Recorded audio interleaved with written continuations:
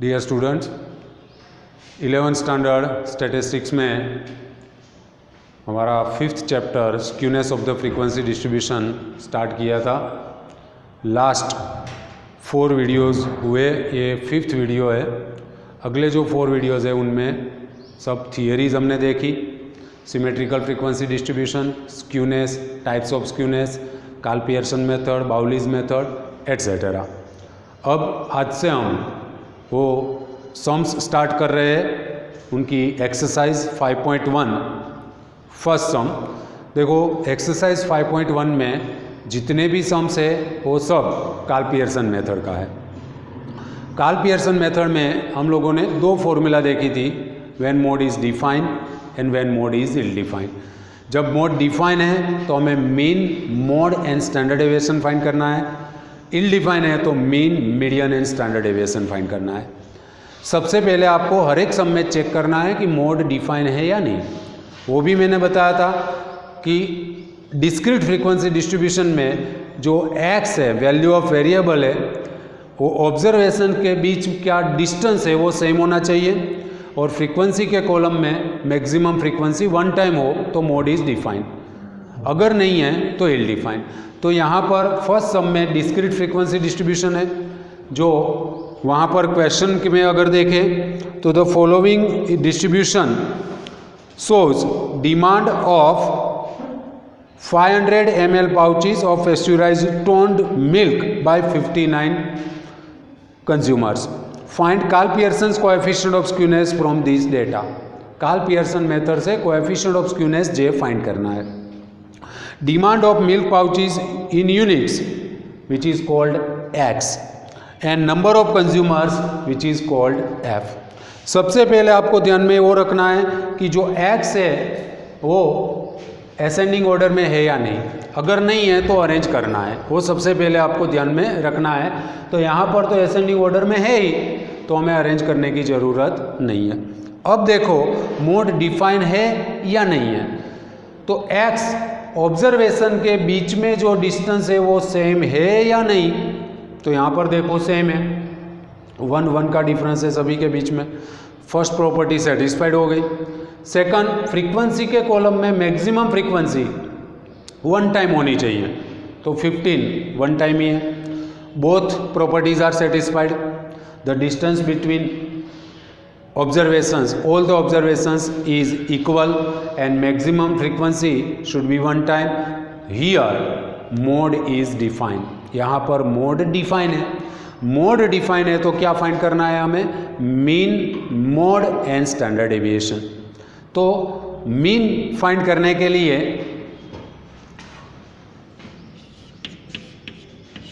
कौन सा कॉलम आएगा? fx। या तो अगर डायरेक्ट मेथड से करेंगे तो थोड़ा हार्ड होगा, कैलकुलेशन इजी करने के लिए हम शॉर्टकट मेथड का यूज़ करेंगे। तो शॉर्टकट मेथड में क्या फाइंड करेंगे? d equal to x minus A. Upon C भी ले सकते हो, मगर यहाँ पर c डिस्टेंस इक्वल डिस्टेंस कितना है? 1। तो लो या ना लो कोई फर्क नहीं पड़ेगा। तो हम लेंगे सिर्फ d equal to x minus a and a means assume mean. कहाँ से एज्यूम करेंगे? x में से। हो सके तो तब तक जो मैक्सिमम फ्रीक्वेंसी के सामने वाला जो ऑब्जर्वेशन है वो एज्यूम मीन a एज्यूम करना, तो कैलकुलेशन आपका इजी होगा। Now x minus here a equal to 4। Now x minus a 1 minus 4 minus 3, 2 minus 4 minus 2, then minus 1, 0, 1, 2, 3, 4। ये आपने 3rd चैप्टर में फाइंड किया है। Then after fd and fd square, ये 4th चैप्टर में आप लोगों ने देखा है डिस्पर्जन में। fd मतलब 2 into minus 3 minus 6, 7 into minus 2 minus 14, 10 into minus 1 minus 10, 15 into 0 0, 12 into 1 12, 7 into 2 14, 4 3 ज़ा 12, 2 4 ज़ा 8।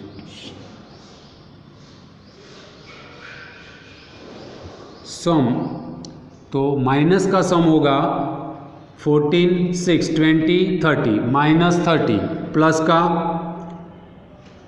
14 प्लस 12 26, 28, 38, 40, 46, 46 माइनस 30 16, 46 माइनस 30 तो 16. Then F D square means F D into D, D and F D का मल्टीप्लीकेशन. तो minus minus plus 3 into 6 18, minus minus plus 14 into 2 28, minus minus plus 10 into 1 10, 0, 12 into 1 12, 14 into 2 28, 12 into 3 36 and 4 into 8 32. Sum is 164. और mode find करने के लिए कोई column की ज़रूरत नहीं है, ये इतने कॉलम से mean, standard deviation and mode हो जाएगा. तो now first we obtain mean x bar, तो a plus sigma F D upon N. Shortcut method से मीन की formula a plus sigma F D upon N. a means assumed mean 4 plus sigma F D का sum 16 upon N, sum of the frequency 59 equal to 4 plus 16 divided by 59 0.27. तो x bar is 4.27. Mean हो गया. Now standard deviation s, तो square root of sigma F D square upon N minus sigma F D upon N whole square. Put up the values in the formula. Sigma F D square तो 164, N means sum of the frequency 59 minus sigma F D 16 N 59 whole square equal to square root of 164 upon 59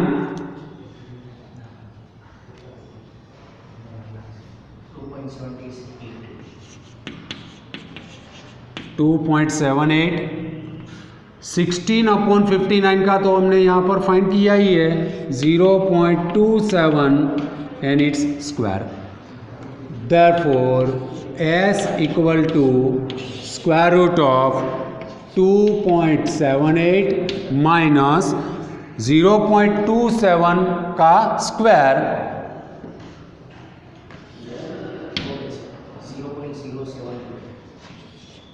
0.072 equal to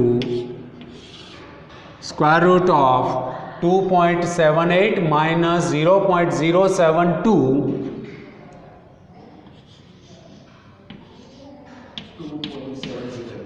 2.708 and the square root of 2.708 1.65 which is standard deviation s. and mod, तो MO equal to the observation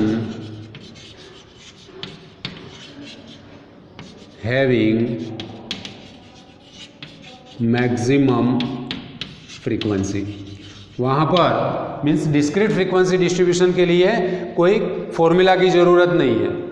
here mode means the observation having maximum frequency. Frequency के column में देखो maximum frequency कितनी है 15, corresponding observation कौन सा है 4, तो मोड MO इक्वल टू 4. तो mean, standard deviation and mode तीनों हो गया. And now coefficient of skewness J equal to x bar minus MO upon S equal to X bar 4.27 mod 4 and standard deviation 1.65 equal to 0.27 divided by 1.65 0.16. Coefficient of skewness J equal to 0.16 which is lying between our range -1 to +1.